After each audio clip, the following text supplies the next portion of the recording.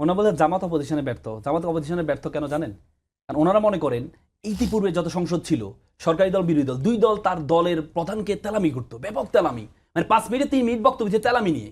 জামাত এখন তার দলীয় প্রধানকে তেলামি করে না, এই জন্য ওনাদের আর ভালো লাগে না, ওনাদের এই পরিবারতন্ত্রকে ওন করে না, এই জন্য ওনাদের এখন আর বিরোধী দল হিসেবে এতদিন পর্যন্ত 54 বছর দেখে আমি শেষ করি, 54 বছর দেখে আসছে,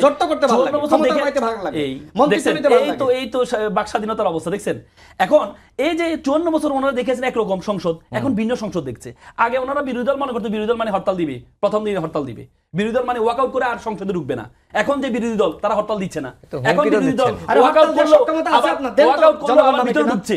এই যে এটা ওনাদের ভালো লাগছে না।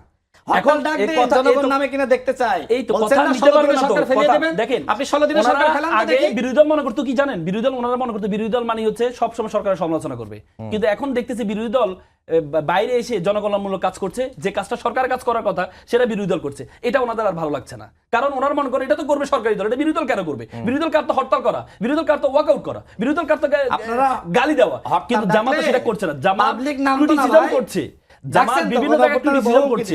কারণ আপনি যদি ক্রিটিসিজম, আপনি জানেন আমাদের পার্লামেন্টারি ব্রিটিশ পার্লামেন্টে একটা ধারা আছে, এটা হচ্ছে লয়াল অপোজিশন।